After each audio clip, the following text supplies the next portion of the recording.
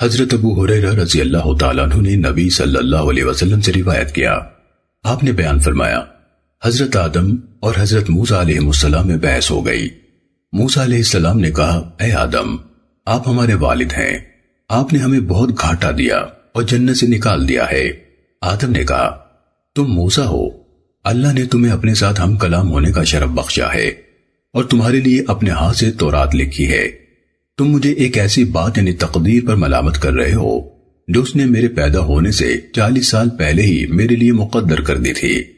چنانچہ آدم علیہ السلام موسیٰ علیہ السلام پر غالب آ گئے۔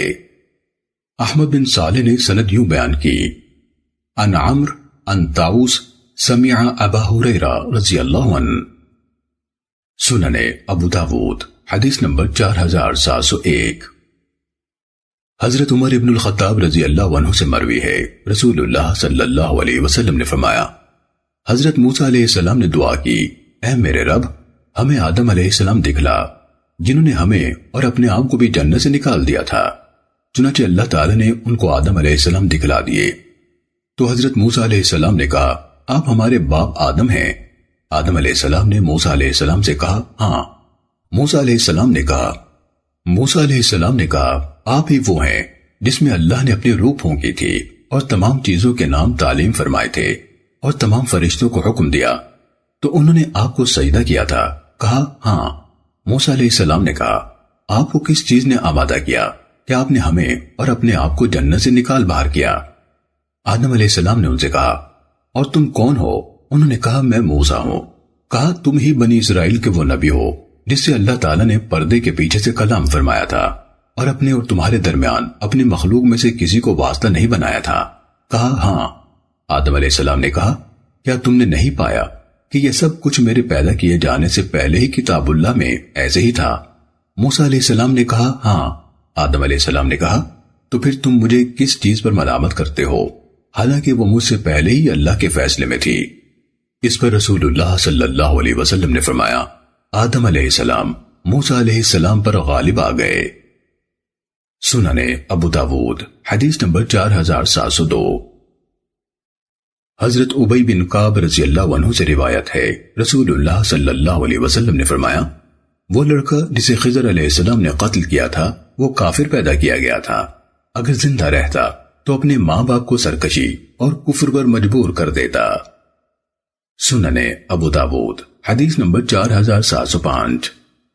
حضرت ابی بن کعب رضی اللہ عنہ نے کہا کہ میں نے رسول اللہ صلی اللہ علیہ وسلم کو فرماتے سنا، آپ اللہ تعالیٰ کے فرمان وَأَمَّا الْغُلَامُ فَكَانَ أَبَوَاهُ مُؤْمِنَيْنِ، اور لڑکا تو اس کے ماں باپ مومن تھے، کی تفسیر فرما رہے تھے، لڑکا جس دن پیدا کیا گیا کافر پیدا کیا گیا تھا۔ سنن ابو داود حدیث نمبر 4706۔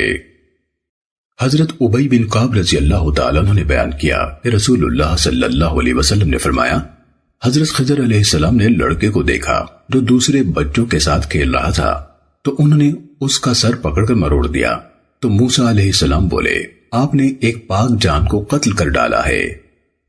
سنن ابو داود حدیث نمبر 4707۔ حضرت عبداللہ بن مسعود رضی اللہ تعالیٰ عنہ نے کہا کہ رسول اللہ صلی اللہ علیہ وسلم نے ہم سے بیان فرمایا، اور آپ صادق اور مصدوق ہیں، یعنی اللہ تعالیٰ کی طرف سے اور اس کے ملائکہ، انبیاء اور رسل اور مومنین کی جانب سے آپ کی تصدیق کی گئی ہے۔ تمہاری پیدائش کے مراحل میں نطفہ ماں کے پیٹ میں 40 دن تک مجتمع رہتا ہے، پھر اتنے ہی دن جمع ہوا خون یعنی لوتھڑا بن جاتا ہے، پھر اتنے ہی دنوں کے لیے گوشت کی بوٹی بن جاتا ہے، پھر اللہ تعالیٰ اس کی طرف ایک فرشتہ بھیجتا ہے اور اسے 4 باتیں لکھنے کا حکم دیتا ہے، وہ اس کا رزق، اجل یعنی عمر یا موت، عمل اور یہ کہ وہ خوش بخت ہوگا یا بدبخت، یہ سب لکھ دیتا ہے۔ پھر اس میں روح پھونک دی جاتی ہے، چنانچہ یقیناً تم میں سے کوئی اہل جنت والے عمل کرتا ہے، حتیٰ کہ اس کے اور اس جنت کے درمیان صرف 1 ہاتھ کا فاصلہ رہ جاتا ہے، مگر اس سے پہلے جس طرح لکھا ہوا ہے اس کے مطابق دوزخیوں والے عمل شروع کر دیتا ہے اور دوزخ میں جا پڑتا ہے، اور بے شک تم میں سے کوئی دوزخیوں والے عمل کرتا رہتا ہے، حتیٰ کہ اس کے اور دوزخ کے درمیان صرف 1 ہاتھ کا فاصلہ رہ جاتا ہے، لیکن اس سے پہلے جو لکھا ہے اس کے مطابق وہ جنتیوں والا عمل کر لیتا ہے اور جنت میں چلا جاتا ہے۔ سننے ابو داود حدیث نمبر 4708۔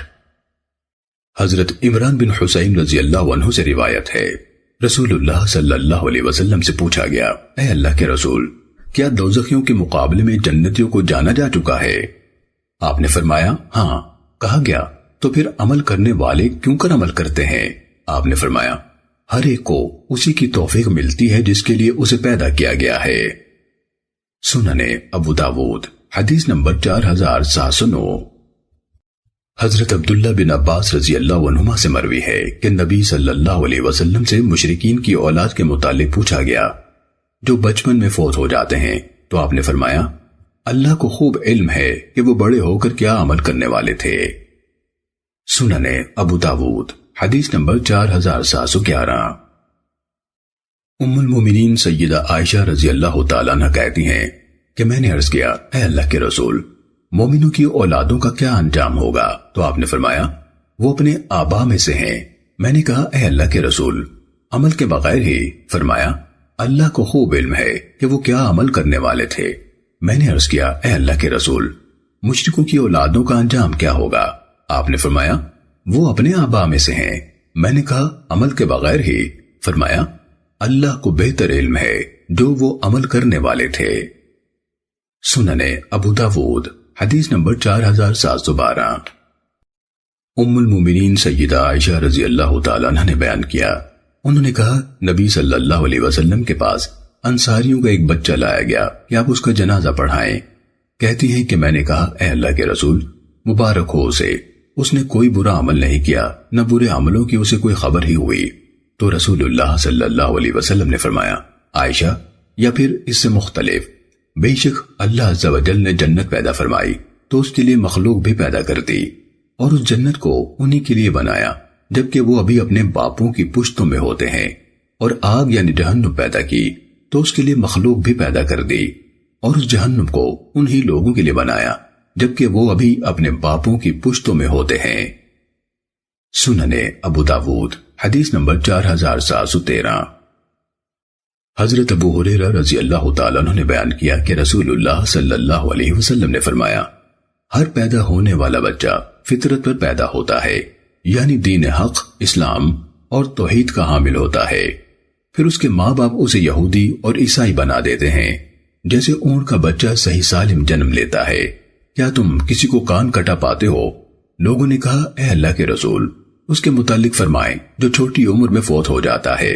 فرمایا اللہ کو بہتر علم ہے جو وہ عمل کرتے۔ سننے ابو داود حدیث نمبر 4714۔ امام مالک رحمہ اللہ سے کہا گیا کہ اہل احوا یعنی بدعتی لوگ یہ مذکورہ حدیث ہمارے خلاف پیش کرتے ہیں، یعنی انکار تقدیر اور اثبات جبر میں۔ امام مالک رحمہ اللہ نے کہا تم اسی حدیث کے آخری حصے کو ان پر الٹا دیا کرو جس میں ہے کہ لوگوں نے کہا اس بچے کے متعلق فرمائے جو چھوٹی عمر میں فوت ہو جاتا ہے۔ آپ نے فرمایا اللہ کو بہتر علم ہے جو وہ عمل کرتے۔ سننے ابو داود حدیث نمبر 4715۔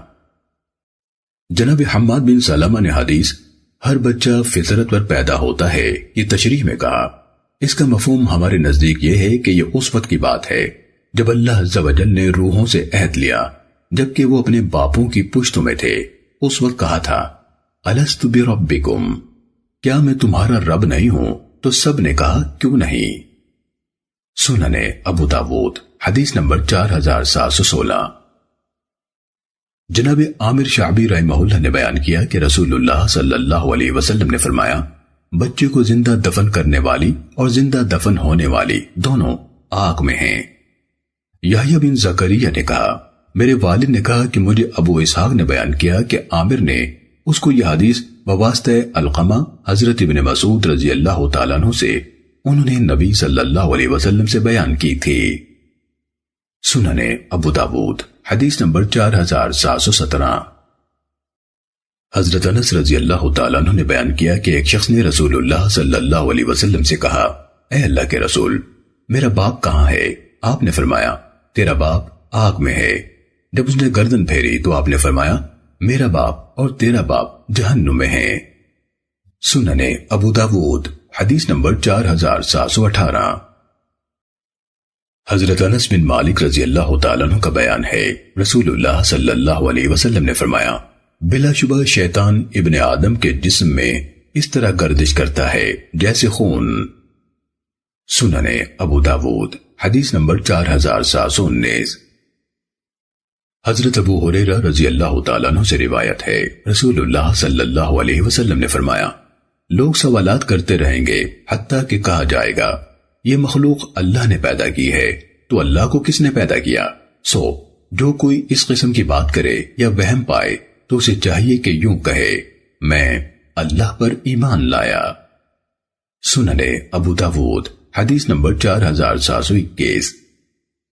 حضرت ابو ہریرہ رضی اللہ تعالیٰ عنہ سے مروی ہے، وہ کہتے ہیں کہ میں نے رسول اللہ صلی اللہ علیہ وسلم کو فرماتے سنا، کہتے تھے، اور مذکورہ بالا کی مانند بیان کیا، کہا جب وہ لوگ یہ کہیں تو تم کہو اللہ ایک ہے، اللہ بے نیاز ہے، نہ اس نے جنا اور نہ وہ جنا گیا، اور کوئی نہیں جو اس کی برابری کر سکے۔ پھر چاہیے کہ بائیں جانب کچھ لعاب تھوکے اور شیطان کے شر سے اللہ کی پناہ مانگے۔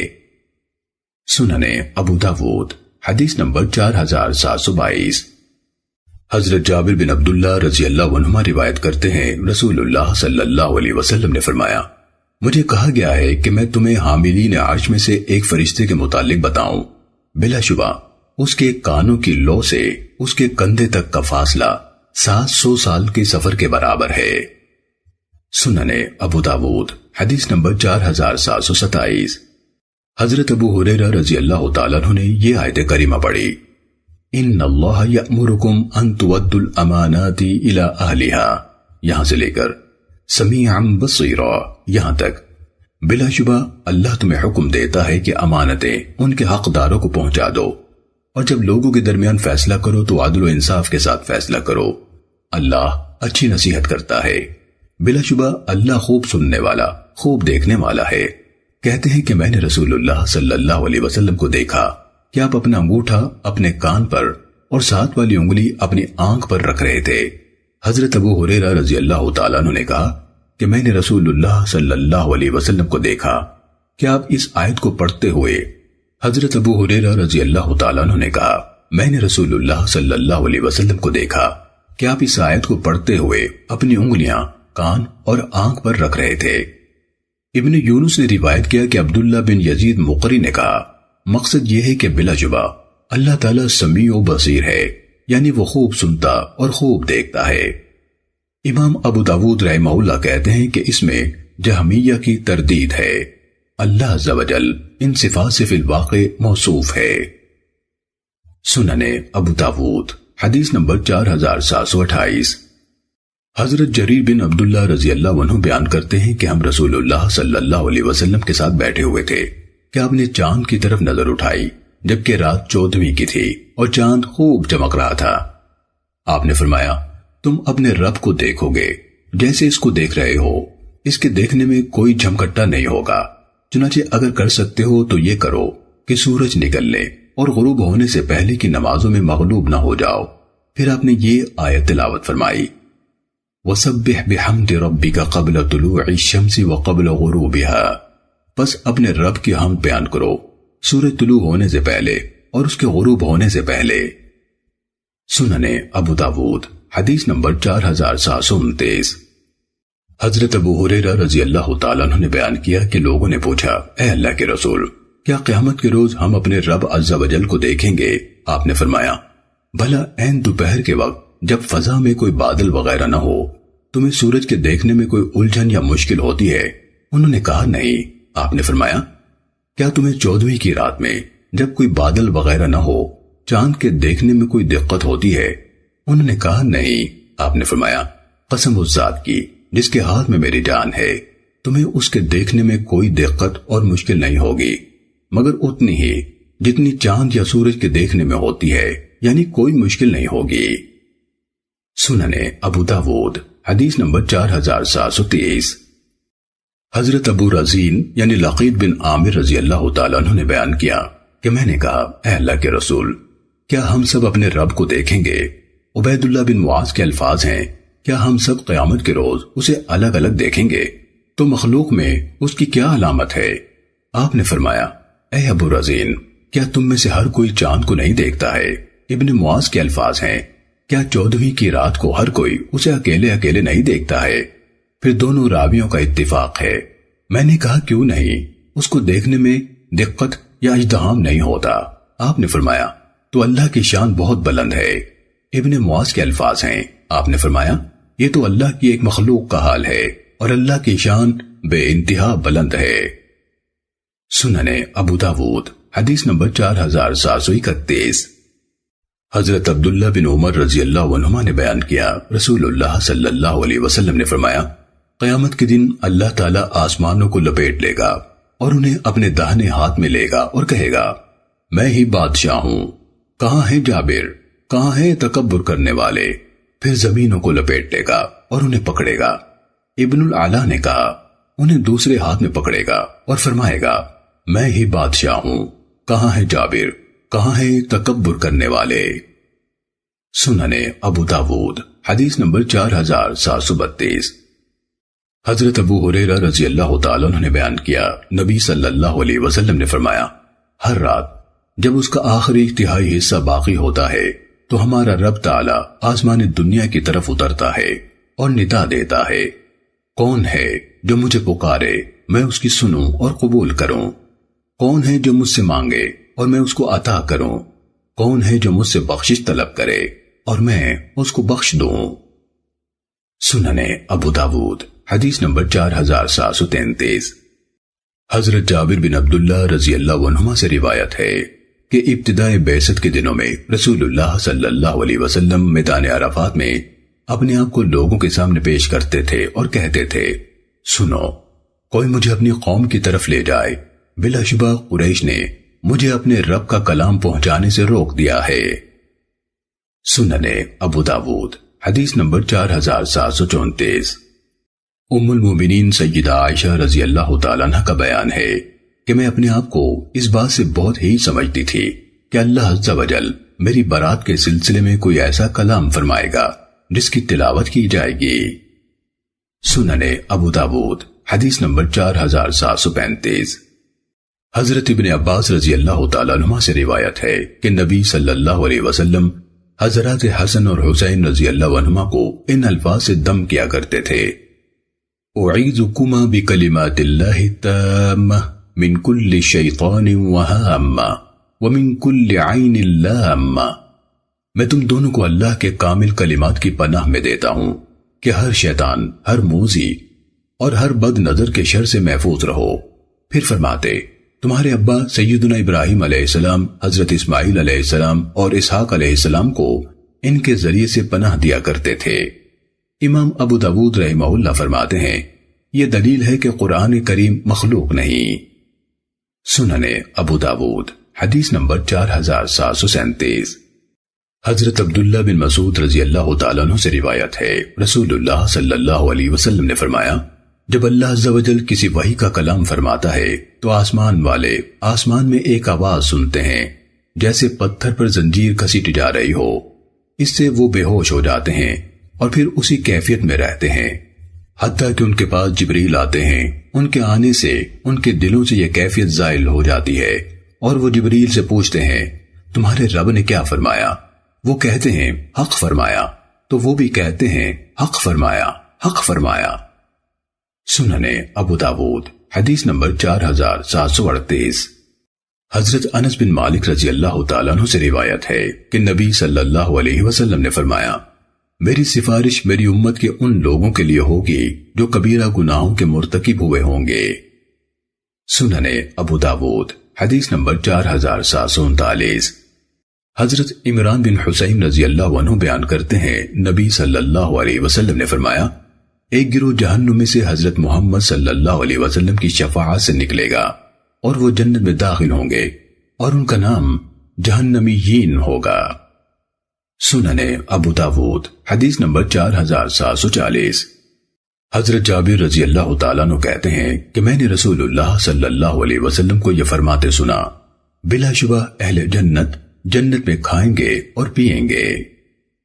سنن ابو داود حدیث نمبر 4741۔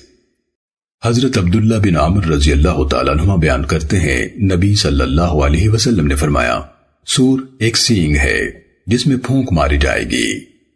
سنن ابو داود حدیث نمبر 4742۔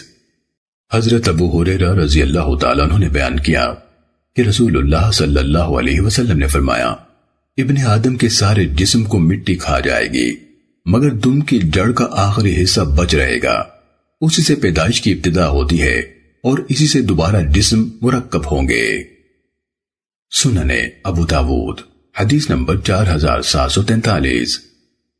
حضرت ابو ہریرہ رضی اللہ تعالیٰ عنہ سے مروی ہے کہ رسول اللہ صلی اللہ علیہ وسلم نے فرمایا، جب اللہ عز و جل نے جنت کو پیدا کیا تو جبرائیل امین سے کہا، جاؤ اور اسے دیکھو۔ چنانچہ وہ گئے اور اسے دیکھا، پھر آئے تو کہا، اے میرے رب، تیری عزت کی قسم، اس کے متعلق جو کوئی بھی سنے گا اس میں داخل ہونا چاہے گا۔ پھر اللہ نے اس کو مکروہات کے گھیرے میں دے دیا، یعنی اس میں آنے والوں کو جو عمل کرنے ہوں گے اور جن شرعی پابندیوں کو قبول کرنا ہوگا، عمومی طور پر ان کی طرف طبیعت مائل نہیں ہوتی یا حق کی راہ پر جمے رہنے کی وجہ سے تکلیفیں اٹھانی ہوں گی۔ پھر فرمایا، جبریل جاؤ اور اسے دیکھ کر آؤ۔ پس وہ گئے اور اس کو دیکھا، پھر آئے اور کہا، اے میرے رب، تیری عزت کی قسم، مجھے اندیشہ ہے کہ اس میں کوئی داخل نہیں ہو سکے گا۔ آپ صلی اللہ علیہ وسلم نے فرمایا، پھر جب دوزخ کو پیدا کیا تو جبریل سے کہا، جاؤ اور دوزخ کو دیکھ کر آؤ۔ وہ گئے اور دیکھ کر آئے، واپس آ کر کہا، اے میرے رب، تیری عزت کی قسم، کوئی نہیں جو اس کے متعلق سنے اور پھر اس میں داخل ہو۔ پھر اللہ تعالیٰ نے اس کو نفسانی خواہشات اور مرغوبات کے گھیرے میں دے دیا۔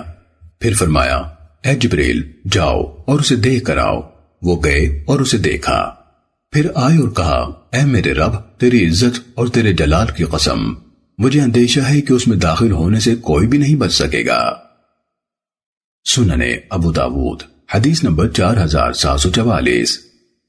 حضرت ابن عمر رضی اللہ عنہما نے بیان کیا، رسول اللہ صلی اللہ علیہ وسلم نے فرمایا، بلا شبہ تمہارے آگے محشر میں ایک حوض ہے، اس کے کنارے اس قدر لمبے ہیں جیسے جربہ اور ازرح کے مابین فاصلہ ہے۔ یہ علاقہ شام کے 2 مقام ہیں، ان کے درمیان پرانے زمانے میں 3 راتوں کے سفر کا فاصلہ تھا۔ سنن ابو داود حدیث نمبر 4745۔ حضرت زید بن ارقم رضی اللہ تعالیٰ عنہ سے روایت ہے کہ ہم رسول اللہ صلی اللہ علیہ وسلم کے ساتھ تھے۔ ہم نے ایک منزل پر پڑاؤ کیا تو آپ نے فرمایا، تم لوگ میرے پاس حوض پر آنے والے لوگوں کا 1,00,000واں حصہ بھی نہیں ہو۔ ابو حمزہ کہتے ہیں، میں نے پوچھا، اس دن آپ لوگوں کی تعداد کیا تھی؟ کہا 700-800۔ سنن ابو داود حدیث نمبر 4746۔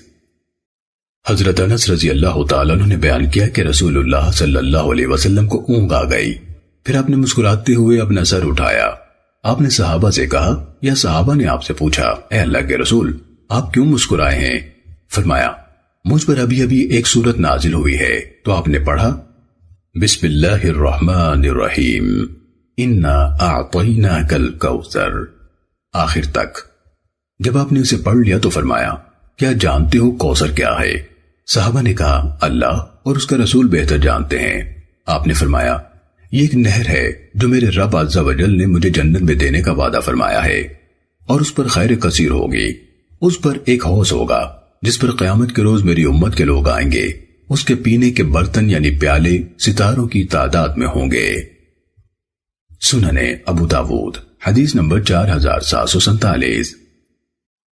حضرت انس بن مالک رضی اللہ تعالیٰ عنہ سے روایت ہے کہ جب اللہ کے نبی صلی اللہ علیہ وسلم کو معراج کے موقع پر جنت میں لے جایا گیا تو آپ کو ایک نہر دکھلائی گئی جس کے کنارے ایسے یاقوت کے تھے جو خولدار تھے۔ تو وہ فرشتہ جو آپ کے ساتھ تھا اس نے اس کی تہ میں ہاتھ مارا اور کستوری نکالی۔ تو حضرت محمد صلی اللہ علیہ وسلم نے اس فرشتے سے پوچھا، یہ کیا ہے؟ اس نے کہا، یہ وہ کوثر ہے جو اللہ عز و جل نے آپ کو دی ہے۔ سنن ابو داود حدیث نمبر 4748۔ مسلم بن ابراہیم نے بیان کیا کہ ہمیں عبدالسلام بن ابو حازم ابو طالوت نے بیان کیا اور کہا کہ میں نے ابو برزہ رضی اللہ عنہ کو دیکھا کہ وہ یزید بن معاویہ کی جانب سے کوفے کے امیر عبید اللہ بن زیاد کے پاس گئے۔ عبدالسلام نے کہا، مجھے ایک شخص نے بیان کیا جو اس مجلس میں شریک تھا۔ ابو داود کہتے ہیں مسلم بن ابراہیم نے اس کا نام بھی لیا تھا۔ عبید اللہ نے جب حضرت ابو برزہ رضی اللہ عنہ کو دیکھا تو بولا اپنے اس موٹے ٹھگنے محمدی کو دیکھو۔ شیخ اس کی بات سمجھ گئے کہ اس نے تانا دیا ہے، تو انہوں نے کہا مجھے یہ امید نہیں تھی کہ میں اس قوم میں باقی رہوں گا جو مجھے حضرت محمد صلی اللہ علیہ وسلم کی صحابیت پر تانا دے گی۔ تو عبید اللہ نے ان سے کہا بلا شبہ حضرت محمد صلی اللہ علیہ وسلم کی صحبت تمہارے لیے باعث عزت ہے، اس میں کوئی عیب کی بات نہیں ہے۔ پھر کہا میں نے آپ کو اس لیے بلا بھیجا ہے کہ آپ سے حوض کے متعلق دریافت کروں، کیا آپ نے رسول اللہ صلی اللہ علیہ وسلم کو اس بارے میں کچھ کہتے سنا ہے؟ تو حضرت ابو برزہ رضی اللہ عنہ نے کہا ہاں، کوئی 1 2 3 4 یا 5 بار نہیں بلکہ بارہا سنا ہے۔ تو جو اس کو جھٹلائے اللہ اس کو اس سے نہ پلوائے، پھر غصے سے باہر نکل آئے۔ سنن ابو داود حدیث نمبر 4749۔ حضرت برا بن عازب رضی اللہ تعالیٰ عنہ سے روایت ہے رسول اللہ صلی اللہ علیہ وسلم نے فرمایا مسلمان سے جب قبر میں سوال کیا جاتا ہے تو وہ شہادت دیتا ہے کہ ایک اللہ کے سوا کوئی معبود نہیں اور حضرت محمد صلی اللہ علیہ وسلم اللہ کے رسول ہیں، اور یہی مصداق ہے اللہ عز و جل کے اس فرمان کا یثبت اللہ الذین آمنوا بالقول الثابت فی الحیات الدنیا وفی الآخرہ۔ اللہ تعالیٰ اہل ایمان کو پختہ بات کے ساتھ دنیا میں ثابت قدم رکھتا ہے اور آخرت میں بھی ثابت قدم رکھے گا۔ سنن ابو داود حدیث نمبر 4750۔ حضرت انس رضی اللہ تعالیٰ عنہ نے بیان کیا کہ رسول اللہ صلی اللہ علیہ وسلم بنو نجار کے ایک نخلستان میں داخل ہوئے۔ آپ نے ایک آواز سنی اور گھبرا گئے اور پوچھا یہ قبروں والے کون ہیں؟ انہوں نے کہا اے اللہ کے رسول کچھ لوگ تھے جو دور جاہلیت میں مر گئے تھے۔ تو آپ صلی اللہ علیہ وسلم نے فرمایا اللہ سے آگ کے عذاب اور دجال کے فتنے سے امان مانگو۔ انہوں نے کہا اور یہ کیسے ہے اے اللہ کے رسول؟ آپ نے فرمایا بلا شبہ مومن آدمی کو جب قبر میں رکھا جاتا ہے تو اس کے پاس فرشتہ آتا ہے، وہ اس سے پوچھتا ہے تو کس کی عبادت کرتا تھا؟ تو اگر اللہ تعالیٰ اسے توفیق دے تو وہ کہتا ہے میں اللہ کی عبادت کیا کرتا تھا۔ پھر اس سے پوچھا جاتا ہے تو اس آدمی کے بارے میں کیا کہا کرتا تھا؟ تو وہ کہتا ہے یہ اللہ کے بندے اور اس کے رسول ہیں۔ تو اس سے اس کے علاوہ کچھ اور نہیں پوچھا جاتا۔ چنانچہ اسے ایک گھر کی طرف لے جایا جاتا ہے جو اس کے لیے دوزخ میں مقرر تھا، اور اسے کہا جاتا ہے دیکھ دوزخ میں یہ تیرا گھر تھا لیکن اللہ نے تجھ کو بچا لیا ہے اور تجھ پر رحم کیا ہے اور اس کے بدلے تجھے جنت میں گھر دے دیا ہے۔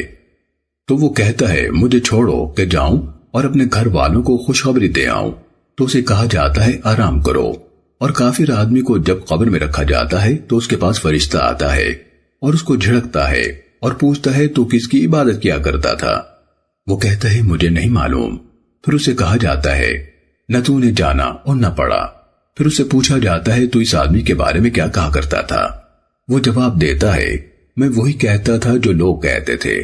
تو وہ فرشتہ لوہے کے ایک بھاری بھرکم ہتھوڑے یعنی گرز کے ساتھ اس کے کانوں کے درمیان مارتا ہے، تو وہ اسے اس قدر چیختا چلاتا ہے کہ جنوں اور انسانوں کے علاوہ ساری مخلوق اس کی آواز سنتی ہے۔ سنن ابو داود حدیث نمبر 4751۔ محمد بن سلیمان نے عبد الوہاب سے اسی اسناد سے اس حدیث کی مانند روایت کیا، کہا جب بندے کو اس کی قبر میں رکھا جاتا ہے اور اس کے ساتھی واپس آنے لگتے ہیں تو وہ ان کے قدموں کی آہٹ سنتا ہے، اور اس کے پاس 2 فرشتے آتے ہیں اور اس سے کہتے ہیں، اور پہلی حدیث کے قریب قریب بیان کیا۔ اس میں کہا کافر اور منافق کہتے ہیں، اس میں منافق کا لفظ زیادہ ہے۔ نیز یہ کہا اس کی چیخ کو جنوں اور انسانوں کے علاوہ قریب قریب کی سب مخلوق سنتی ہے۔ سنن ابو داود حدیث نمبر 4752۔ حضرت برا بن عازب رضی اللہ تعالیٰ عنہ سے روایت ہے، انہوں نے کہا ہم رسول اللہ صلی اللہ علیہ وسلم کے ساتھ ایک انصاری کے جنازے میں گئے۔ ہم قبر کے پاس پہنچے تو ابھی لحد تیار نہیں ہوئی تھی، تو رسول اللہ صلی اللہ علیہ وسلم بیٹھ گئے اور ہم بھی آپ کے ارد گرد بیٹھ گئے، گویا کہ ہمارے سروں پر پرندے ہوں، یعنی نہایت پرسکون اور خاموشی سے بیٹھے تھے۔ آپ کے ہاتھ میں چھڑی تھی، آپ اسے زمین کورید رہے تھے۔ آپ نے اپنا سر اٹھایا اور فرمایا اللہ سے قبر کے عذاب کی امان مانگو۔ آپ نے یہ 2 یا 3 بار فرمایا۔ جریر کی روایت میں یہاں یہ اضافہ ہے جب لوگ واپس جاتے ہیں تو میت ان کے قدموں کی آہٹ سنتی ہے، جبکہ اس سے یہ پوچھا جا رہا ہوتا ہے، اے فلاں، تیرا رب کون ہے، تیرا دین کیا ہے اور تیرا نبی کون ہے؟ حنات نے کہا، فرمایا اس کے پاس 2 فرشتے آتے ہیں اور اسے بٹھاتے ہیں اور اسے کہتے ہیں، تیرا رب کون ہے؟ تو وہ کہتا ہے، میرا رب اللہ ہے۔ پھر وہ پوچھتے ہیں، تیرا دین کیا ہے؟ تو وہ کہتا ہے، میرا دین اسلام ہے۔ پھر وہ پوچھتے ہیں، یہ آدمی کون ہے جو تم میں مبعوث کیا گیا تھا؟ تو وہ کہتا ہے، وہ اللہ کے رسول ہیں صلی اللہ علیہ وسلم۔ پھر وہ کہتے ہیں، تجھے کیسے علم ہوا؟ وہ کہتا ہے، میں نے اللہ کی کتاب پڑھی، میں اس پر ایمان لایا اور اس کی تصدیق کی۔ جریر کی روایت میں مزید ہے، یہی سوال جواب ہی مصداق ہے اللہ عز و جل کے اس فرمان کا، یثبت اللہ الذین آمنوا بالقول الثابت فی الحیاۃ الدنیا وفی الآخرہ۔ پھر وہ دونوں روایت کرنے میں متفق ہیں۔ فرمایا، پھر آسمان سے منادی کرنے والا اعلان کرتا ہے، تحقیق میرے بندے نے سچ کہا ہے، اسے جنت کا بستر بچھا دو، اس کے لیے جنت کی طرف سے دروازہ کھول دو۔ فرمایا، جنت کی طرف سے وہاں کی ہوائیں، راحتیں اور خوشبو آنے لگتی ہیں اور اس کی قبر کو انتہائی نظر تک وسیع کر دیا جاتا ہے۔ پھر کافر اور اس کی موت کا ذکر کیا اور فرمایا، اس کی روح اس کے جسم میں لوٹائی جاتی ہے اور 2 فرشتے اس کے پاس آتے ہیں اور اسے بٹھاتے ہیں اور اسے پوچھتے ہیں، تیرا رب کون ہے؟ تو وہ کہتا ہے، ہائے ہائے مجھے خبر نہیں۔ پھر وہ اس سے پوچھتے ہیں، تیرا دین کیا ہے؟ تو وہ کہتا ہے، ہاں ہائے مجھے خبر نہیں۔ پھر وہ اس سے پوچھتے ہیں، یہ آدمی کون ہے جو تم میں مبعوث کیا گیا تھا؟ تو وہ کہتا ہے، ہائے ہائے مجھے خبر نہیں۔ تو منادی آسمان سے ندا دیتا ہے کہ اس نے جھوٹ کہا، اسے آگ کا بستر بچھا دو، اسے آگ کا لباس پہنا دو اور اس کے لیے دوزخ کی طرف سے دروازہ کھول دو۔ فرمایا کہ پھر اس جہنم کی طرف سے اس کی تپش اور سخت گرم ہوا آنے لگتی ہے اور اس پر قبر کو تنگ کر دیا جاتا ہے، حتیٰ کہ اس کی پسلیاں ایک دوسرے میں گھس جاتی ہیں۔ جریر کی روایت میں مزید ہے، پھر اس پر ایک اندھا گونگا فرشتہ مقرر کر دیا جاتا ہے جس کے پاس بھاری گرز ہوتا ہے، اگر اسے پہاڑ پر مارا جائے تو وہ پہاڑ مٹی مٹی ہو جائے۔ پھر وہ اسے اس کے ساتھ ایسی چوٹ مارتا ہے جس کی آواز جنوں اور انسانوں کے علاوہ مشرق و مغرب کے درمیان ساری مخلوق سنتی ہے، اور پھر وہ مٹی یعنی ریزہ ریزہ ہو جاتا ہے۔ فرمایا پھر اس میں روح لوٹائی جاتی ہے۔ سنن ابو داود حدیث نمبر 4753۔ ابو عمر زازان نے کہا کہ میں نے برا بن عازب رضی اللہ عنہ سے سنا، انہوں نے نبی صلی اللہ علیہ وسلم سے اس کی مانند روایت کیا۔ سنن ابو داود حدیث نمبر 4754۔ جناب سالم اپنے والد حضرت عبداللہ بن عمر رضی اللہ تعالیٰ عنہ سے روایت کرتے ہیں کہ رسول اللہ صلی اللہ علیہ وسلم لوگوں کو خطبہ دینے کے لیے کھڑے ہوئے۔ آپ نے اللہ کی حمد و ثنا بیان کی جو اس کے لائق ہے۔ پھر آپ نے دجال کا ذکر کیا اور فرمایا، میں تمہیں اسے ڈرا رہا ہوں، اور جو بھی نبی آیا ہے اس نے اپنی قوم کو اس سے ڈرایا ہے۔ یقیناً نوح علیہ السلام نے بھی اپنی قوم کو اس سے ڈرایا تھا، لیکن میں تمہیں اس کے بارے میں ایسی بات کہہ رہا ہوں جو کسی نبی نے اپنی قوم کو نہیں بتائی۔ تم جان لو کہ وہ کانا ہے اور اللہ عز و جل قطعاً کانا نہیں ہے۔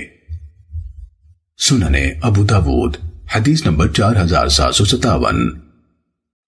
حضرت ابو ذر رضی اللہ تعالیٰ عنہ سے مروی ہے، رسول اللہ صلی اللہ علیہ وسلم نے فرمایا، جس نے جماعت سے بارش بھر بھی علیحدگی اختیار کی، اس نے اسلام کی رسی کو اپنے گلے سے اتار پھینکا۔ سنن ابو داود حدیث نمبر 4758۔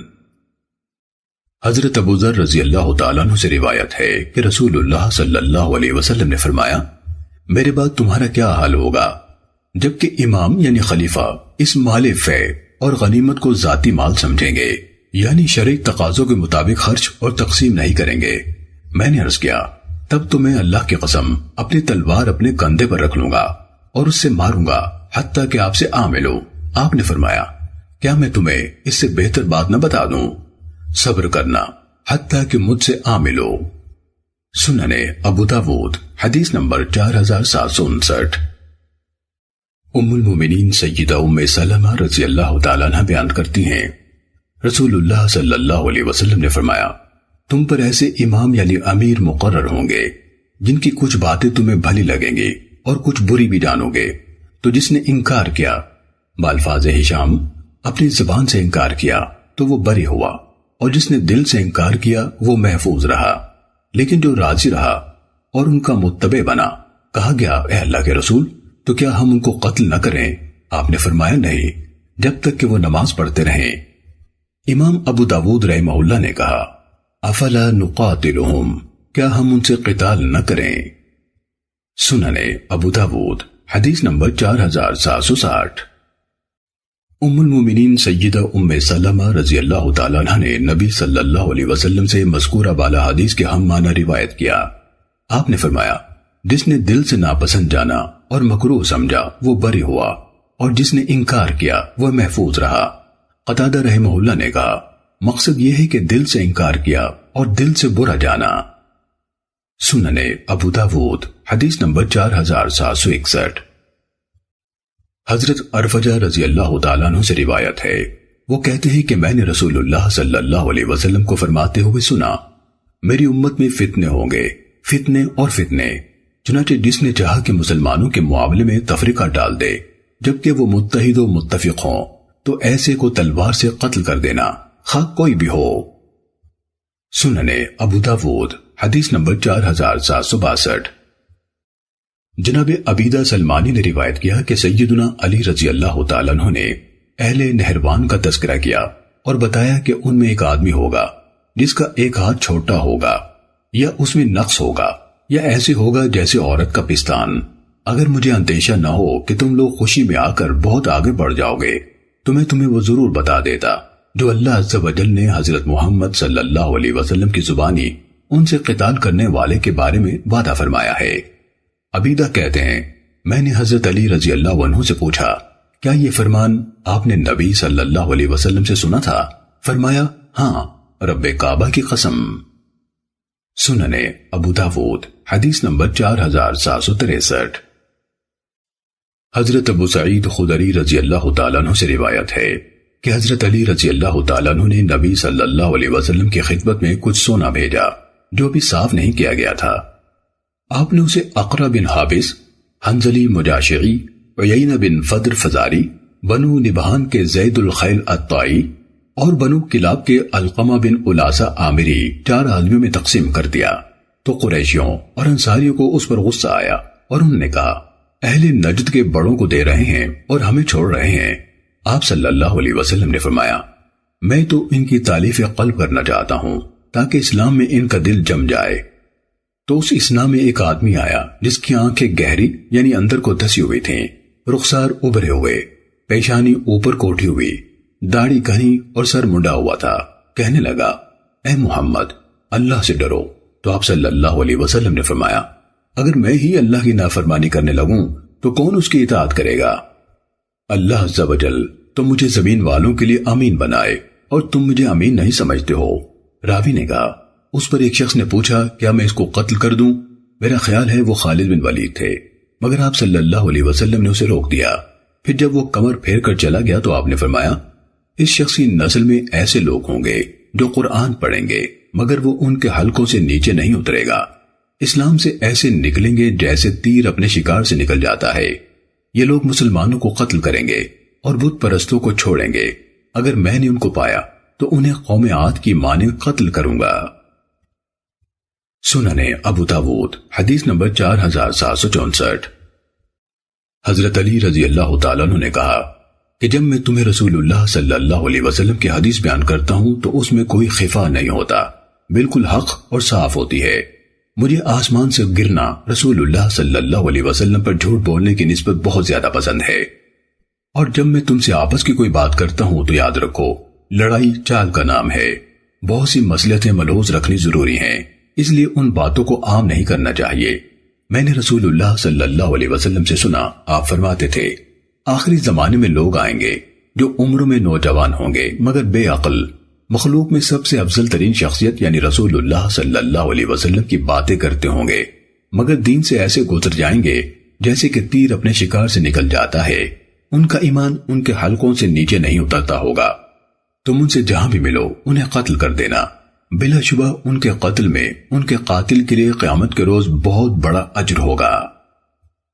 سننے ابو داود حدیث نمبر 4767۔ زید بن وہب جوہنی نے بیان کیا کہ وہ حضرت علی رضی اللہ عنہ کے ساتھ اس لشکر میں شریک تھا جو خارجیوں کی طرف گیا تھا۔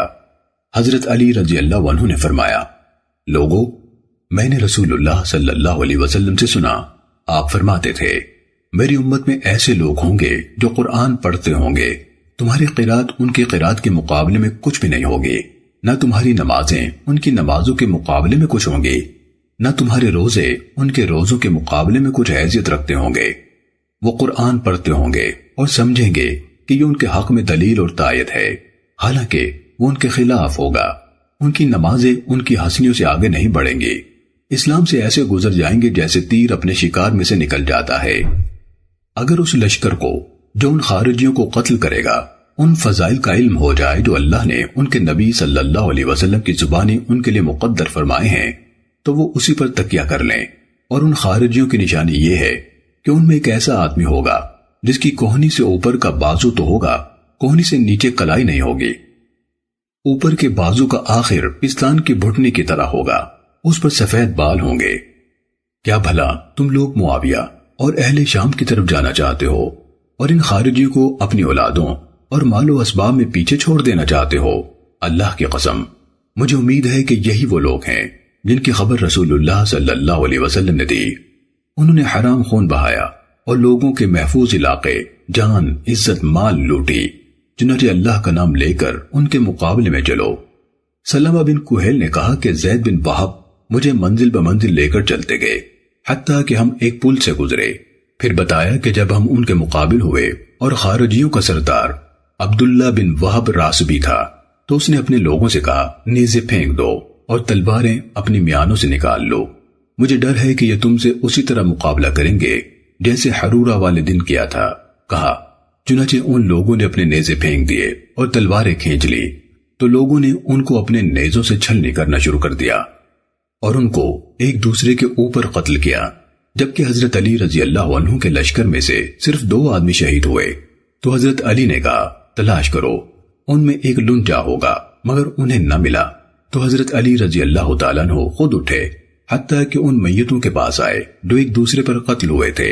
انہوں نے فرمایا، انہیں نکالو۔ چنانچہ انہوں نے اسے پا لیا جو کہ سب سے نیچے زمین پر پڑا تھا۔ حضرت علی رضی اللہ عنہ نے اللہ اکبر پکارا اور کہا، اللہ نے سچ فرمایا اور اس کے رسول نے پہنچا دیا۔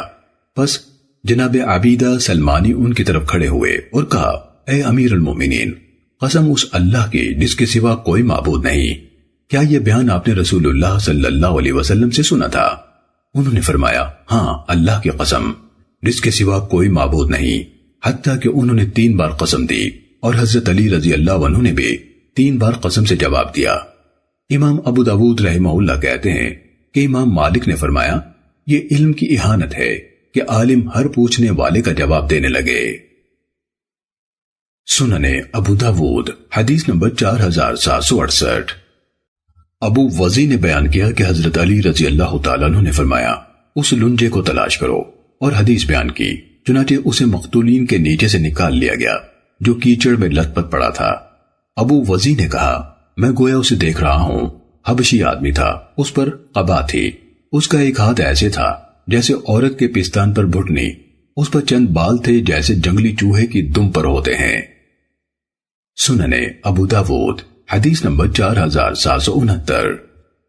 ابو مریم نے کہا، تحقیق یہ لنجا آدمی ان دنوں ہمارے ساتھ مسجد میں ہوتا تھا، دن رات ہم اس کے ساتھ بیٹھتے تھے، فقیر آدمی تھا۔ میں نے اسے مسکینوں کے ساتھ دیکھا جو حضرت علی رضی اللہ تعالیٰ عنہ کے طعام میں شریک ہوتا تھا، اور میں نے اس کو اپنا اوور کوٹ بھی دیا تھا۔ ابو مریم نے کہا، اس لنجے کو ناوے ذو صدیہ یعنی پستان والا کہا جاتا تھا، اس کے بازو پر عورت کے پستان کی طرح پستان سا تھا، اور اس کے سرے پر بھٹنی بھی تھی، اور اس پر بلی کی مونچھوں کی طرح کچھ بال تھے۔ امام ابو داود رحمہ اللہ فرماتے ہیں، لوگوں میں اس کا نام ہرقوس معروف ہے۔ سننے ابو داود حدیث نمبر 4770۔ حضرت عبداللہ بن عمر رضی اللہ عنہما کا بیان ہے، نبی صلی اللہ علیہ وسلم نے فرمایا، جس کسی کا مال ناحق طور پر چھیننے کی کوشش کی گئی اور پھر اس نے قتال کیا اور اس میں وہ قتل ہو گیا تو وہ شہید ہے۔ سنن ابو داود حدیث نمبر 4771۔ حضرت سعید بن زید رضی اللہ عنہ سے روایت ہے، نبی صلی اللہ علیہ وسلم نے فرمایا، جو شخص اپنے مال کی حفاظت میں قتل ہو جائے وہ شہید ہے، اور جو اپنے گھر والوں کی حفاظت یا خون یا دین کے دفاع میں قتل ہو جائے وہ شہید ہے۔ سنن ابو داود حدیث نمبر 4772۔ حضرت انس رضی اللہ تعالیٰ عنہ نے بیان کیا کہ رسول اللہ صلی اللہ علیہ وسلم لوگوں میں سب سے بڑھ کر عمدہ اخلاق کے مالک تھے۔ آپ نے ایک روز مجھے کسی کام کے لیے بھیجا۔ میں نے کہا، اللہ کی قسم میں نہیں جاؤں گا، حالانکہ میرے دل میں تھا کہ اللہ کے نبی صلی اللہ علیہ وسلم نے جو بھی فرمایا ہے میں اس کے لیے جاؤں گا۔ کہتے ہیں پس میں نکلا حتیٰ کہ بچوں کے پاس سے میرا گزر ہوا جو بازار میں کھیل رہے تھے، تو اچانک کیا دیکھتا ہوں کہ رسول اللہ صلی اللہ علیہ وسلم مجھے میرے پیچھے سے میری کدی پکڑے ہوئے تھے۔ میں نے آپ کی طرف دیکھا تو آپ ہنس رہے تھے۔ فرمایا، انیس ادھر جاؤ جہاں کہ میں نے تمہیں کہا ہے۔ میں نے عرض کیا، ہاں اے اللہ کے رسول، جا رہا ہوں۔ حضرت انس رضی اللہ عنہ نے کہا، قسم اللہ کی، میں نے 7 سال آپ کی خدمت کی ہے یا 9 سال، مجھے نہیں معلوم کہ آپ نے مجھے کسی کام پر جو میں نے کیا ہو کبھی یوں کہا ہو، تو نے ایسے کیوں کیا، یا کوئی کام جو میں نے چھوڑ دیا ہو تو کہا ہو ایسے ایسے کیوں نہیں کیا۔ سنن ابو داود حدیث نمبر 4773۔ حضرت انس رضی اللہ تعالیٰ عنہ بیان کرتے ہیں کہ میں نے نبی صلی اللہ علیہ وسلم کی مدینہ منورہ میں 10 سال تک خدمت کی، جبکہ میں ایک نوخیز لڑکا تھا۔ میرے سب کام اس معیار کے نہیں ہوتے تھے جیسے میرے حبیب صلی اللہ علیہ وسلم کی خواہش ہوتی تھی۔ اس کے باوجود آپ نے مجھے کبھی اف تک نہیں کہا اور نہ یوں کہا تو نے یہ کیوں کیا اور اس طرح کیوں نہیں کیا۔ سنن ابو داود حدیث نمبر 4774۔ حضرت عبداللہ بن عباس رضی اللہ عنہما سے روایت ہے، نبی صلی اللہ علیہ وسلم نے فرمایا، نیک چلن، عمدہ کردار اور میانہ روی نبوت کا 25واں حصہ ہے۔ سنن ابو داود حدیث نمبر 4776۔ جناب سہل بن معاذ اپنے والد سے روایت کرتے ہیں، رسول اللہ صلی اللہ علیہ وسلم نے فرمایا، جو شخص غصہ پی جائے جبکہ وہ اس پر عمل درآمد کی قدرت رکھتا ہو تو اللہ اسے قیامت کے دن برسر مخلوق بلائے گا اور اسے اختیار دے گا کہ جنت کی حور عین میں سے جسے چاہے منتخب کر لے۔ امام ابو داود رحمہ اللہ فرماتے ہیں کہ سند کے راوی ابو مرحوم کا نام عبد الرحمن بن میمون ہے۔ سنن ابو داود حدیث نمبر 4777۔ حضرت عبداللہ بن مسعود رضی اللہ تعالیٰ عنہ سے مروی ہے، رسول اللہ صلی اللہ علیہ وسلم نے فرمایا، تم لوگ زبردست پہلوان یعنی بہت زیادہ پچھاڑنے والے کسے کہتے ہو؟ صحابہ نے کہا، جسے لوگ پچھاڑ نہ سکیں۔ آپ نے فرمایا، نہیں، پہلوان وہ ہے جو غصے کی حالت میں اپنے آپ کو قابو میں رکھے۔ سنن ابو داود حدیث نمبر 4779۔ حضرت معاذ بن جبل رضی اللہ تعالیٰ عنہ کا بیان ہے کہ 2 آدمی نبی صلی اللہ علیہ وسلم کے سامنے ایک دوسرے کو گالیاں دینے لگے۔ ان میں سے ایک اس قدر غضبناک ہو گیا کہ میں نے سمجھا کہ انتہائی غصے سے اس کی ناک ہی چر جائے گی، تو نبی صلی اللہ علیہ وسلم نے فرمایا، بلا شبہ مجھے ایک کلمہ معلوم ہے، اگر یہ کہہ لے تو اس کا یہ غصہ دور ہو جائے۔ معاذ رضی اللہ عنہ نے کہا، اے اللہ کے رسول، وہ کیا ہے؟ آپ نے فرمایا، یوں کہہ لے، اللہم انی اعوذ بک من الشیطان الرجیم، اے اللہ میں شیطان مردود کے شر سے تیری پناہ چاہتا ہوں۔ چنانچہ حضرت معاذ رضی اللہ عنہ اس شخص سے کہنے لگے کہ یہ کلمہ پڑھ لے، مگر اس نے انکار کر دیا، بلکہ اور لڑنے لگا اور غصے ہونے لگا۔ سنن ابو داود حدیث نمبر 4780۔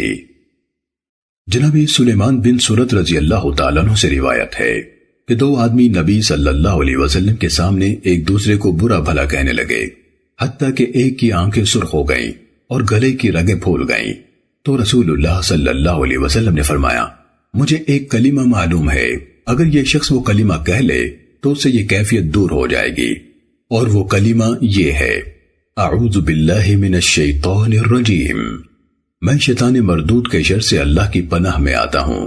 مگر وہ آدمی کہنے لگا، کیا تم سمجھتے ہو کہ میں مجنون ہوں؟ سننے ابو داود حدیث نمبر 4781۔ حضرت ابو ذر غفاری رضی اللہ عنہ سے روایت ہے، کہا تحقیق رسول اللہ صلی اللہ علیہ وسلم نے ہم سے فرمایا، جب تم میں سے کسی کو غصہ آئے اور وہ کھڑا ہوا ہو تو بیٹھ جائے، اس طرح اگر اس کا غصہ فرو ہو جائے تو بہتر، ورنہ لیٹ جائے۔ سننے ابو داود حدیث نمبر 4782۔ جناب بکر بن عبداللہ سے روایت ہے کہ نبی صلی اللہ علیہ وسلم نے حضرت ابو ذر رضی اللہ عنہ کو کسی کام سے بھیجا اور یہ حدیث بیان کی۔ امام ابو داود رحمہ اللہ کہتے ہیں کہ یہ حدیث باوجود یہ کہ مرسل ہے صحیح تر ہے۔ سننے ابو داود حدیث نمبر 4783۔ ابو وائل القاص وائس کہتے ہیں کہ ہم جناب عروہ بن محمد سعدی رحمہ اللہ کے ہاں گئے۔ ایک آدمی نے ان سے کوئی بات کی تو انہیں غصہ آ گیا تو وہ اٹھے اور وضو کیا، پھر وضو کر کے واپس آئے اور بیان کیا کہ مجھے میرے والد نے میرے دادا عطیہ رضی اللہ عنہ سے روایت کیا کہ رسول اللہ صلی اللہ علیہ وسلم نے فرمایا ہے، بلا شبہ غصہ شیطان کی طرف سے ہوتا ہے اور شیطان کو آگ سے پیدا کیا گیا ہے اور آگ کو پانی سے بجھایا جاتا ہے۔ سو جب تم میں سے کسی کو غصہ آ جائے تو اسے چاہیے کہ وہ وضو کر لے۔ سننے ابو داود حدیث نمبر 4784۔ ام المومنین سیدہ عائشہ رضی اللہ تعالیٰ عنہ سے روایت ہے، وہ بیان کرتی ہیں کہ رسول اللہ صلی اللہ علیہ وسلم کو جب بھی دو کاموں میں سے کسی کا اختیار دیا گیا تو آپ نے ہمیشہ آسان ہی کو اختیار فرمایا، بشرطے کہ وہ گناہ نہ ہوتا۔ اگر اس میں گناہ ہوتا تو آپ سب سے بڑھ کر اس سے دور ہونے والے ہوتے تھے، اور رسول اللہ صلی اللہ علیہ وسلم نے کبھی اپنی ذات کے لیے انتقام نہیں لیا سوائے اس کے کہ اللہ کی حرمتوں کی پامالی ہوتی ہو تو اس میں اللہ کے لیے انتقام لیتے تھے۔ سننے ابو داود حدیث نمبر 4785۔ ام المومنین سیدہ عائشہ رضی اللہ تعالیٰ عنہ کا بیان ہے کہ رسول اللہ صلی اللہ علیہ وسلم نے کبھی کسی خادم یا عورت کو نہیں مارا۔ سننے ابو داود حدیث نمبر 4786۔ حضرت عبداللہ بن زبیر رضی اللہ عنہما سے روایت ہے، اللہ کے فرمان خذ العفو معاف کرنا اپنائیے کی تفسیر میں انہوں نے بیان کیا کہ اللہ کے نبی صلی اللہ علیہ وسلم کو حکم دیا گیا تھا کہ لوگوں کی عادات و معاملات میں ان کے ساتھ معافی کا رویہ اختیار کریں۔ سننے ابو داود حدیث نمبر 4787۔ ام المومنین سیدہ عائشہ رضی اللہ تعالیٰ عنہ بیان کرتی ہیں کہ نبی صلی اللہ علیہ وسلم کو جب کسی کے متعلق کوئی نامناسب خبر ملتی تو یوں نہ کہتے فلاں کو کیا ہوا ہے کہ یوں کہتا ہے یا کرتا ہے، بلکہ یوں فرماتے لوگوں کو کیا ہوا ہے کہ ایسے ایسے کہتے ہیں یا کرتے ہیں۔ سننے ابو داود حدیث نمبر 4788۔ ام المومنین سیدہ عائشہ رضی اللہ تعالیٰ عنہ سے روایت ہے کہ ایک آدمی نے نبی صلی اللہ علیہ وسلم کے ہاں آنے کی اجازت طلب کی تو آپ نے فرمایا کنبے کا بہت برا آدمی ہے، پھر فرمایا اسے اجازت دے دو یعنی بلا لو۔ جب وہ اندر آ گیا تو آپ نے اس کے ساتھ نہایت نرمی کے ساتھ باتیں کی۔ سیدہ عائشہ رضی اللہ تعالیٰ عنہ کہتی ہیں، میں نے کہا اے اللہ کے رسول، آپ نے اس کے ساتھ بڑی نرمی کے ساتھ باتیں کی ہیں، حالانکہ آپ نے اس کے متعلق ایسے ایسے فرمایا تھا۔ آپ نے فرمایا قیامت کے دن اللہ کے ہاں سب سے برے مرتبے والا وہ آدمی ہوگا جسے لوگوں نے اس کی بد کلامی کی وجہ سے چھوڑ دیا ہو۔ سننے ابو داود حدیث نمبر 4791۔ سیدہ عائشہ رضی اللہ تعالیٰ عنہ سے روایت ہے، ایک شخص نے نبی صلی اللہ علیہ وسلم کے ہاں آنے کی اجازت چاہی تو آپ نے فرمایا کنبے کا بہت برا آدمی ہے۔ پھر جب وہ آپ کے پاس آ گیا تو آپ نے اس کے ساتھ بڑی فراخ دلی کے ساتھ باتیں کی۔ جب وہ چلا گیا تو میں نے عرض کیا اے اللہ کے رسول، جب اس نے اجازت مانگی تو آپ نے فرمایا کنبے کا برا آدمی ہے۔ جب وہ آ گیا تو آپ نے اس کے ساتھ بڑی فراخ دلی کے ساتھ باتیں کی ہیں۔ تو رسول اللہ صلی اللہ علیہ وسلم نے فرمایا اے عائشہ، بلا شبہ اللہ تعالیٰ کسی بدگو تکلف سے بدگوئی کرنے والے سے محبت نہیں کرتا۔ امام ابو داود رحمہ اللہ سے نبی صلی اللہ علیہ وسلم کے فرمان بیس اخو العشیرہ کے معنی کی بابت سوال کیا گیا تو انہوں نے بیان کیا کہ یہ نبی صلی اللہ علیہ وسلم کا خاصہ ہے۔ سننے ابو داود حدیث نمبر 4792۔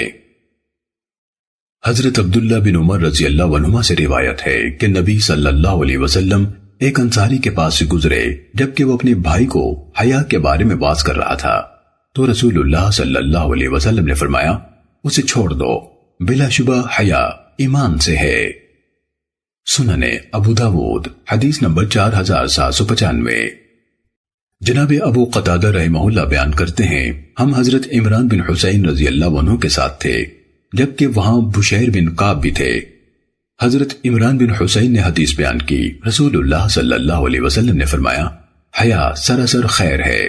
بشیر بن کعب نے کہا ہمیں کئی کتابوں میں ملتا ہے کہ بعض حیا اطمینان اور وقار کی وجہ سے ہوتی ہے اور بعض حیا کمزوری اور بزدلی کی وجہ سے ہوتی ہے۔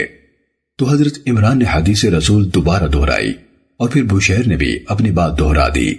راوی بیان کرتے ہیں کہ حضرت عمران رضی اللہ عنہ اس قدر غصے میں آ گئے کہ ان کی آنکھیں سرخ ہو گئیں اور بولے میں تجھے رسول اللہ صلی اللہ علیہ وسلم کی حدیث سنا رہا ہوں اور تو مجھے اپنی کتابوں سے بتائے جا رہا ہے۔ ہم نے کہا اے ابو نجید بس کیجئے، اسے یہی تنبیہ کافی ہے۔ سنن ابو داود حدیث نمبر 4796۔ حضرت ابو مسعود رضی اللہ تعالیٰ عنہ سے روایت ہے، انہوں نے کہا رسول اللہ صلی اللہ علیہ وسلم نے فرمایا گزشتہ انبیاء کی تعلیمات میں سے جو بات لوگوں کے پاس محفوظ رہی ہے وہ یہی ہے کہ جب حیا نہ رہے تو جو جی چاہے کر۔ امام ابو داود رحمہ اللہ سے پوچھا گیا کہ کیا قعنبی کے پاس شعبہ کے واسطے سے اس حدیث کے سوا کوئی اور حدیث بھی ہے؟ انہوں نے فرمایا نہیں۔ سنن ابو داود حدیث نمبر 4797۔ ام المومنین سیدہ عائشہ رضی اللہ عنہ کا بیان ہے کہ میں نے رسول اللہ صلی اللہ علیہ وسلم سے سنا، آپ فرماتے تھے بلا شبہ مومن اپنے حسن اخلاق یعنی عمدہ عادات کی بنا پر روزے دار شب زندہ دار کا درجہ حاصل کر لیتا ہے۔ سنن ابو داود حدیث نمبر 4798۔ حضرت ابو دردہ رضی اللہ عنہ بیان کرتے ہیں نبی صلی اللہ علیہ وسلم نے فرمایا میزان میں حسن خلق سے بڑھ کر اور کوئی چیز بھاری نہیں ہوگی۔ ابو ولید طیالسی کہتے ہیں قاسم بن ابی برزہ کی سند میں تصریح ہے کہ میں نے عطا کے خارانی سے سنا ہے۔ حضرت ابو دردہ رضی اللہ تعالیٰ عنہ بیان کرتے ہیں نبی صلی اللہ علیہ وسلم نے فرمایا میزان میں حسن خلق سے بڑھ کر اور کوئی چیز بھاری نہیں ہوگی۔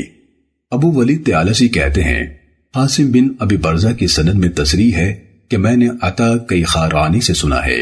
امام ابو داود رحمہ اللہ فرماتے ہیں کہ یہ عطا بن یعقوب ہیں اور ابراہیم بن نافع کے ماموں ہیں۔ ان کی نسبت کیخارانی اور کوخورانی دونوں طرح بیان کی جاتی ہے۔ سنن ابو داود حدیث نمبر 4799۔ سیدنا ابو امامہ رضی اللہ عنہ بیان کرتے ہیں رسول اللہ صلی اللہ علیہ وسلم نے فرمایا میں ذمہ دار ہوں ایک محل کا جنت کی ایک جانب میں اس شخص کے لیے جو جھگڑا چھوڑ دے اگرچہ حق پر ہو، اور ایک محل کا جنت کے درمیان میں اس شخص کے لیے جو جھوٹ چھوڑ دے اگرچہ مزاحی میں ہو، اور جنت کی اعلیٰ منازل میں ایک محل کا اس شخص کے لیے جو اپنے اخلاق کو عمدہ بنا لے۔ سنن ابو داود حدیث نمبر 4800۔